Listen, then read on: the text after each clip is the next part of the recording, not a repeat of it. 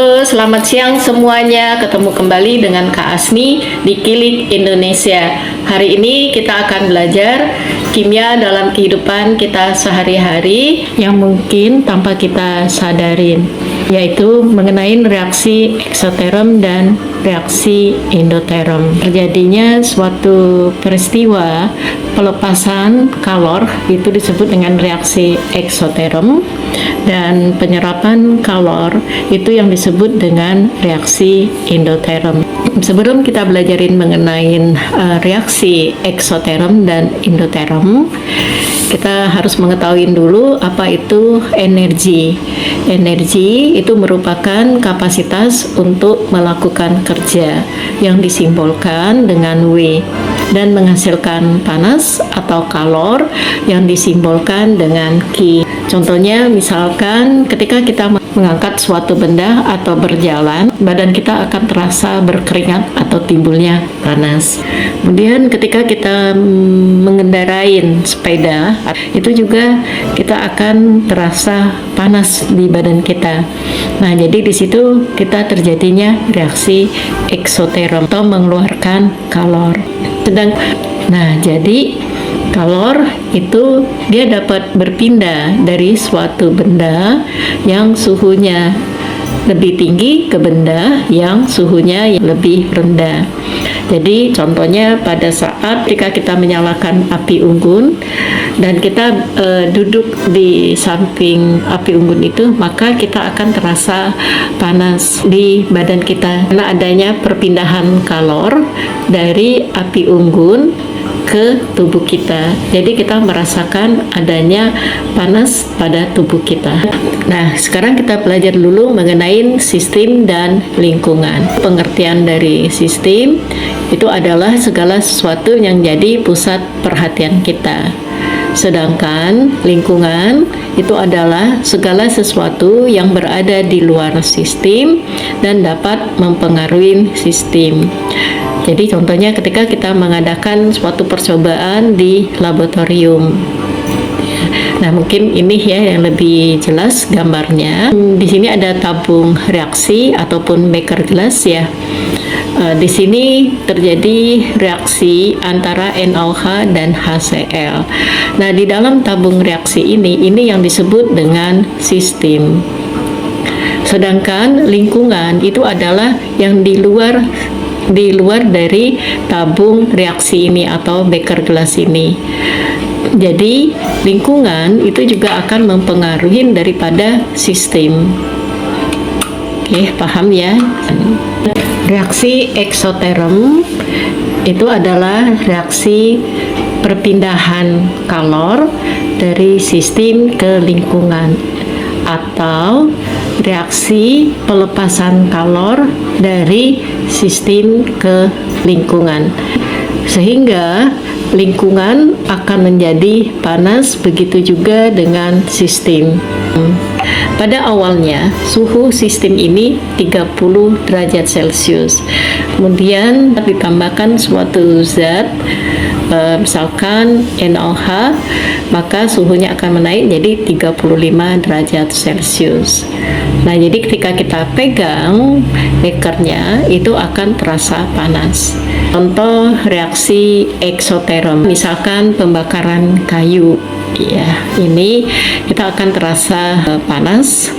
Kemudian terjadinya reaksi kalsium oksida. Ini ada segumpal kalsium oksida, kemudian masukkan ke dalam air, maka akan terjadi reaksi eksoterm atau melepaskan kalor.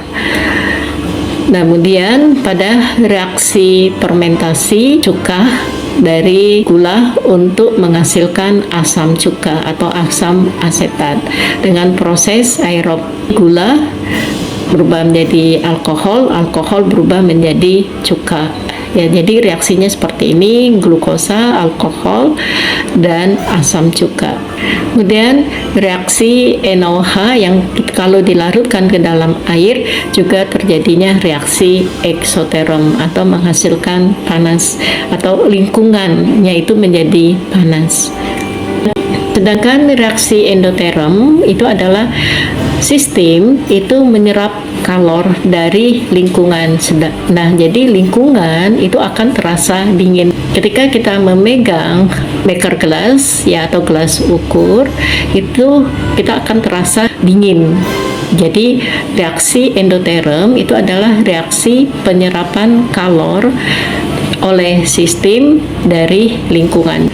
Nah, ini contohnya. Pada awalnya suhunya 35 derajat Celcius, kemudian kita tambahkan dengan asam sitrat, suhunya turun menjadi 30 derajat Celcius. Jadi dia menjadi dingin. Contoh reaksi endoterm, ketika tangan kita terkena alkohol, maka tangan kita akan terasa dingin. Nah, itu terjadi reaksi endoterm. Es itu merupakan zat padat, makin lama es itu akan mencair. Dan itu juga termasuk reaksi endoterm. Nah, ketika kita pegang wadah gelas itu, maka gelas itu akan terasa dingin di tangan kita. Kemudian pelarutan urea dalam air, ini juga terjadi reaksi endoterm. Proses fotosintetis yang terjadi pada tumbuh-tumbuhan. Kemudian reaksi asam sitrat yang kita larutkan ke dalam air, itu juga akan terjadi reaksi endoterm. Jadi yang dimaksud dengan reaksi eksoterm itu adalah sistem melepas kalor ke lingkungan. Sistem dan lingkungan akan menjadi panas dan perubahan entalpi itu akan bernilai negatif atau lebih kecil dari 0. Sedangkan reaksi endoterm di mana sistem itu akan menyerap kalor dari lingkungan, sistem dan lingkungan itu akan menjadi dingin dan perubahan entalpi itu akan bernilai positif atau lebih besar dari 0. Mari kita melakukan percobaan reaksi eksoterm dan endoterm. Di sini kita sudah mempunyai bahan dan alat. Yang pertama itu ada bahan yang berupa kristal seperti ini, dan ini adalah NaOH. Sedangkan kalau yang seperti gula yang berwarna seperti ini, kayak kristal plastik seperti ini adalah asam sitrat. Jadi jangan sampai tertukar ya adik-adik. Kita lihat ada perbedaan antara NaOH sama asam sitrat. Nah, dan ada 2 buah sendok nanti untuk kita mengaduk. Kemudian ada termometer, ada kacamata supaya mata kita tidak terpecik oleh bahan kimia ketika kita memasukkan bahan tersebut. Sekarang ini ada 2 buah wadah yang sudah Kak Asni kasih air lebih kurang 50 ml. Nah, jadi nanti kalau adik-adik tolong siapkan air, setiap tabung ini diisi dengan air lebih kurang 50 ml. Atau tuangkan air 2 kali pada wadah ini, karena satu wadah ini isinya 25 ml. Dan ada 2 buah sendok nanti untuk kita mengaduk. Kemudian ada termometer, ada kacamata supaya mata kita tidak terpecik oleh bahan kimia ketika kita memasukkan bahan tersebut. Nah, ini kacamatanya juga yang dapat dari Gunung Merapi, dan ada sarung tangan. Baik, kita pakai dulu sarung tangannya. Kita pakai kacamata, kemudian termometernya kita buka. Cara membaca termometer batang ini sama seperti waktu kita membaca termometer dinding. Jadi tepatkanlah warna merah yang ada di dalam termometer itu ke samping. Coba lihat angkanya. Jadi sebelum kita melakukan percobaan ini, adik-adik harus menyiapkan buku ya, atau kertas sama pulpen untuk mencatat suhu awal dan suhu akhir ketika kita memasukkan NOH dan asam sitrat ke dalam wadah ini. Nah, pertama-tama kita ukur dulu suhu airnya. Kelihatan berapa derajat? Di tempat adik-adik berapa suhunya? Oke, kita cek ya. Suhunya itu sekitar 30 derajat. Ambil tisu, kita lap sebentar. Ini kita lap. Oke, sekarang kita masukkan asam sitratnya. Tadi suhunya berapa? 30 ya. Sekarang kita masukkan asam sitrat. Dan kita aduk sampai dia larut. Dan ini kalau kita rasakan wadahnya menjadi dingin. Ini belum larut semua. Ya, kita ukur kembali. Kita iniin. Nah, itu kan terasa dingin. Coba kita lihat tadi suhunya berapa? 30 derajat Celcius. Nah, sekarang suhunya berubah menjadi 28 derajat Celcius. Suhunya di tempat adik-adik berapa? Sebelumnya kita ukur dulu suhu awalnya. Nah, ini kita ukur suhu awalnya berapa tadi? Suhu awal air kita ukur suhunya itu sekitar 30 derajat. Kita lap sebentar. Ini kita lap.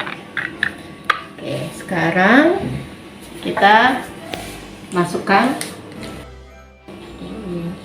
Ini kita buka pelan-pelan. Kita masukkan NOH-nya.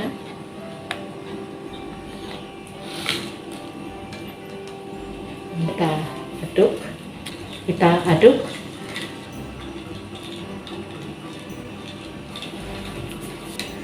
Setelah dia larut, kita masukkan ke larutan NOH. Kita lihat suhunya. Adik-adik kelihatan tidak? Di sini terasa panas kalau kita pegang wadahnya. Dan suhunya 45 derajat Celcius.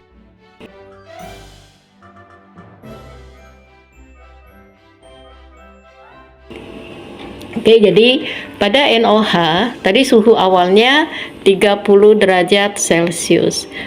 Setelah wadahnya tadi kita masukkan NOH, terasa ini tadi panas. Wadahnya terasa panas ya, dan suhu yang ada di dalam sistem itu dia naik menjadi 45 derajat Celcius. Apakah sudah bisa?